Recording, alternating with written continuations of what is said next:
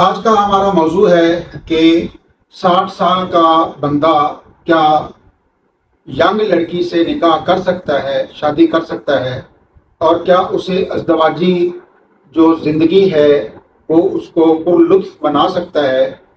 تو اس کا جواب ہے ہاں، وہ کر سکتا ہے، اور ینگ لڑکی کو بھی وہ ازدواجی زندگی میں مطمئن کر سکتا ہے۔ السلام علیکم ناظرین، مطلب ہربل کیئر میں خوش آمدید۔ میں ہوں پروفیسر ڈاکٹر حکیم مدینہ مسمدانی۔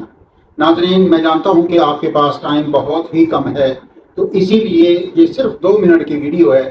اگر آپ اس کو دیکھ لیں گے تو انشاءاللہ آپ کو بہت زیادہ فائدہ ہوگا، حکماء حضرات کو بھی اور عوام الناس کو بھی۔ تو ناظرین، سب سے پہلے جو ہے نا، آپ نے لبوب کبیر جو ہے نا وہ مجون لے لینی ہے، اور اس میں آپ نے 5 گرام، وہ مجون 100 گرام ہوگی، اور 5 گرام آپ نے اس میں جو کچلا مدبر ہے وہ شامل کرنا ہے۔ 5 گرام اس میں ملا کے مجون کو باہر نکال لینا ہے، اور 5 گرام کچلا مدبر جو ہے نا اس میں ملا کے اس کو اچھی طرح مکس کر کے دوبارہ اس کو ڈبیا میں ڈال لینا ہے۔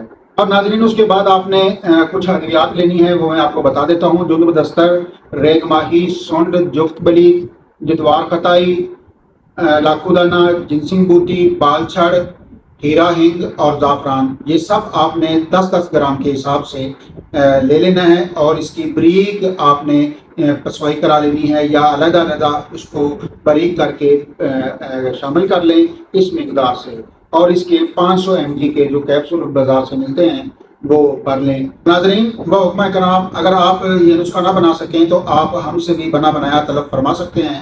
تو اب اس کو کھانے کا طریقہ بھی جو ہے نا سن لیں۔ 1 کیپسول جو ہے وہ صبح، 1 کیپسول شام، کھانا کھانے کے 1 گھنٹہ بعد آدھا کلو دودھ کے ساتھ آپ نے صبح و شام استعمال کرنا ہے۔ اور ناظرین، آپ نے پونا چمچ جو مجون بنائی تھی ہم نے لبوب کبیر، اس میں 5 گرام جو کچرا مدبر شامل کیا تھا، وہ آپ نے پونا چمچ چائے والا وہ استعمال کرنا ہے رات والے کیپسول کے ساتھ۔